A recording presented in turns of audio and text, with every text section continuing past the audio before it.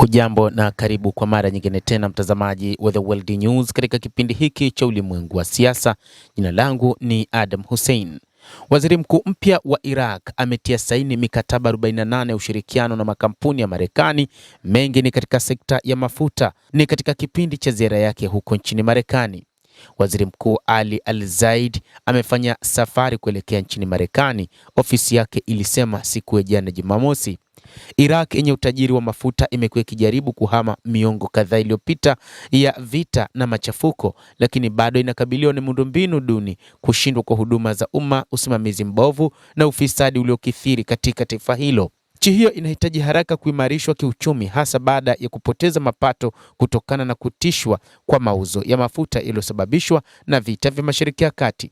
Jumla ya mikataba 48, mikataba maelewano au makubaliano ya ushirikiano na matamko ya ushirikiano yametiwa saini kati ya mashirika ya umma na ya kibinafsi nchini Iraq na Marekani, ofisi ya vyombo vya habari ya kiongozi huyo wa Iraq ilisema. Zinajumuisha ushirikiano unaohusishwa na Wizara ya Mafuta na Umeme na makampuni ya Exxon Mobil, KBR, GE, Vernova, Shell na Halliburton, pamoja na mikataba kadhaa inayohusiana na ujenzi wa bomba kuu la mafuta ghafi kati ya Iraq na Syria.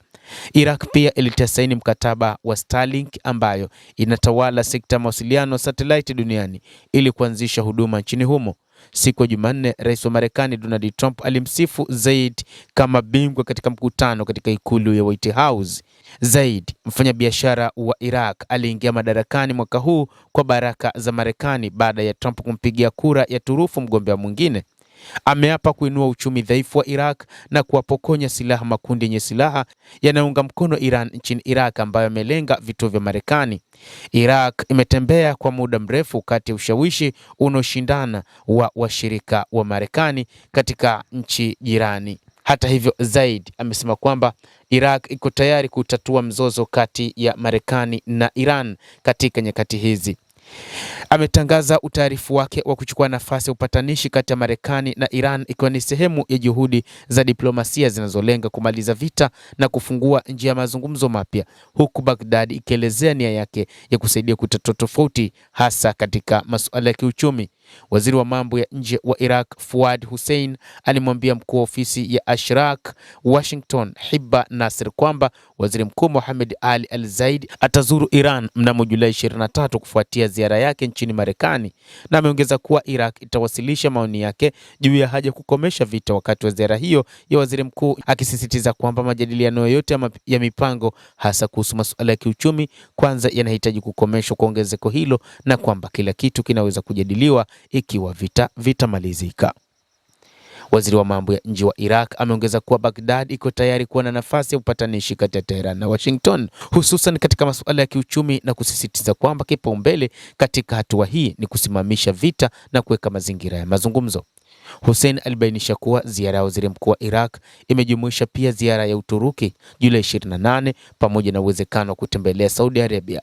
Alielezea kuwa Iraq hapo awali ilikuwa na jukumu la kuleta karibu Tehran na Washington wakati wa tawala zilizopita, na kuongeza kuwa Baghdad haipeleki ujumbe wa Marekani kwa Iran, lakini inaweza kuwasilisha maoni yaliyosikia huko Washington, wakati pia ikiwasilisha msimamo wa Iraq yenyewe.